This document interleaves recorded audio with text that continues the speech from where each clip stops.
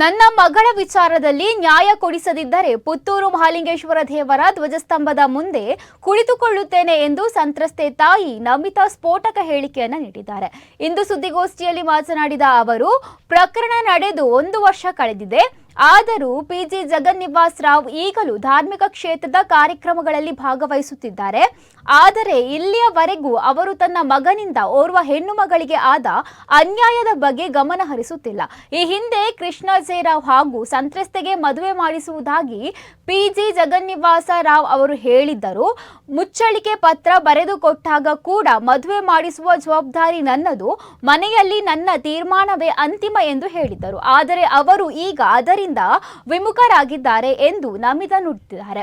ಸಂತ್ರಸ್ತೆಗೆ 9 ತಿಂಗಳು ಆಗುವವರೆಗೂ ಹಾಗೆ ಹೇಳಿ ನಮ್ಮ ದಾರಿ ತಪ್ಪಿಸುತ್ತಿದ್ದರು. ಆದರೆ ಈಗ ಮಗುವಿಗೆ 10 ತಿಂಗಳು ಆಗ್ತಾ ಬಂದಿದೆ.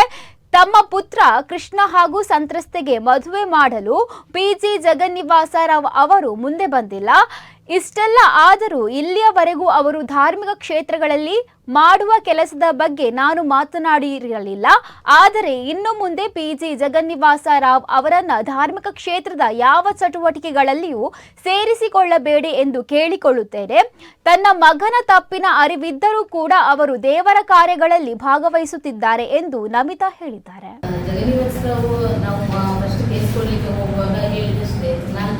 ನನ್ನ ಜವಾಬ್ದಾರಿ, ನಾನು ಮಗನಿಗೆ 21 ವರ್ಷ ಆದ ಕೂಡಲೇ ನಾನು ಮದುವೆ ಮಾಡಿ ಕೊಡ್ತೇನೆ.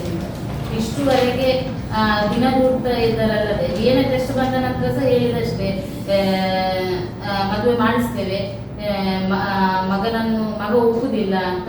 ಏನು ಟೆಸ್ಟ್ ಆದ ನಂತರ ಅದೇ ನಂಜುಂಡಿ ಸರ್ನವರು ಬಿಜೆಪಿ ಅವರೆಲ್ಲ ಕೂತು ಮಾತಾಡಿ ಹೇಳಿದಷ್ಟೇ, ಮಗ ಒಪ್ಪುದಿಲ್ಲ. ಸರ್ ಹೇಳಿದ್ರು, ಸ್ವಲ್ಪ ಅವಕಾಶ ಕೊಡುವ, ಅವ್ರಿಗೂ ತಿದ್ಲಿಕ್ಕೆ ಅವಕಾಶ ಕೊಡುವ, ಹುಡುಗ ತಪ್ಪು ಮಾಡಿದ್ದಾನೆ, ಆದ್ರೆ ಅವ್ರಿಗೂ ಅವಕಾಶ ಕೊಡ್ಬೇಕಲ್ಲ ಅಂತ ಇಷ್ಟುವರೆಗೆ ಮಗುವಿಗೆ ಈಗ 10ನೇ ತಿಂಗಳು, ಹುಡುಗನ ಬೇರೆ ಸಮೇತ ಕ್ಯಾನ್ಸಲ್ ಆಗಿಲ್ಲ, ಯಾವುದೇ ಒಂದು ಆಗ್ತಾ ಇಲ್ಲ. ಎಷ್ಟೇ ಕ್ಯಾನ್ಸಲ್ ಇರುತ್ತೆ ಸರ್ ಇದು ಮಾಡ್ತಾ ಇದ್ದಾರೆ. ಈಗ ಅದೇ ಹೊರಟು ಈಗ ಒಂದು 2 ತಿಂಗಳು ಆಗ್ತಾ ಬಂತು ಸ್ಟೇಗೆ ಅಂತ. ಈಗ ಜಗನ್ನಿವಾಸ್ ರಾವ್ ಅವರ ಅಣ್ಣ, ಅವರ ಕೃಷ್ಣನ ಅಕ್ಕ, 4 ಮಂದಿ ಇದರಲ್ಲಿ ಅಪರಾಧಿಗಳು. ಅದರಲ್ಲಿ ಈಗ 3 ಸ್ಟೇ ಸಿಕ್ಕಿದೆ. ಆ ಸ್ಟೇನ್ ಕ್ಯಾನ್ಸಲ್ ಮಾಡಲಿಕ್ಕೆ ಸರ್ ಅಲ್ಲಿ ಇದು ಮಾಡ್ತಾ ಇದ್ದಾರೆ. ಅದು ಬಿಟ್ಟು ಯಾವುದೇ ಹುಡುಗನ ಈ ಕೇಸ್ ಅಂದ್ರೆ ಬೇರೆ ತಗೊಂಡು ಹೊರಗಡೆ ಬಂದಿದ್ದಾನೆ, ಆದರೆ ಇದು ಯಾವುದೇ ಆಗುದು ಕಾಣ್ತಾ ಇಲ್ಲ.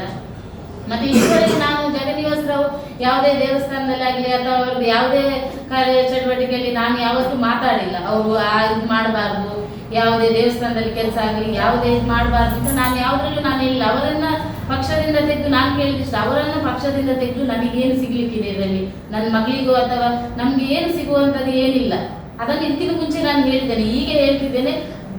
ಅಂದ್ರೆ ಯಾವುದೇ ಧಾರ್ಮಿಕ ಕೆಲಸದಲ್ಲಿ ಅವರು ಮುಂದೆ ಬರಬಾರ್ದು. ಯಾಕೆಂದ್ರೆ ಇಷ್ಟುವರೆಗೆ ನಮ್ಮ ಹತ್ರ ಹೇಳಿದಷ್ಟೇ, ನಾನು ಮದುವೆ ಮಾಡಿ ಕೊಡ್ತೇನೆ. ಅದಲ್ಲದೆ ಮುಚ್ಚಳಿಕೆ ಪತ್ರ ಬರೆದು ಕೊಡುವಾಗ ಸಮೇತ ಅವರ ಬಾಯಲ್ಲಿ ಹೇಳಿದ್ದಾರೆ, ನನ್ನ ಜವಾಬ್ದಾರಿ, ಮನೆಯವರ ಜವಾಬ್ದಾರಿ ಇಲ್ಲ, ನಾನೇ ಮೈನ್ ನಮ್ಮ ಮನೆಯಲ್ಲಿ, ನಾನು ಹೇಳಿದೆ ಫೈನಲ್, ನಾನು ಮದುವೆ ಮಾಡಿಸ್ಕೊಡ್ತೇನೆ. ಇದು 9ನೇ ತಿಂಗಳ ತನಕ ಸಹ ಈಗ ಹೇಳ್ತಿರೋದಷ್ಟೇ, ಮದುವೆ ಮಾಡಿಸ್ತೇವೆ, ಅವಕಾಶ ಕೊಡಿ. 10ನೇ ತಿಂಗಳು ಮಗುವಿಗೆ ನಾವು ಇಷ್ಟುವರೆಗೆ ಯಾವುದೇ ಮದುವೆಗೆ ಯಾವುದಕ್ಕೂ ಅವರು ಬಂದಿಲ್ಲ. ಮತ್ತೆ ಅವರ ಕೆಲವು ಬೇಡಿಕೆಗಳೆಲ್ಲ ಇದೆ, ಮಗುವನ್ನು ಅನಾಥಾಶ್ರಮ ಕೊಡಬೇಕು, ಅದೆಲ್ಲ ನಾವು ಒಪ್ಪಲಿಲ್ಲ.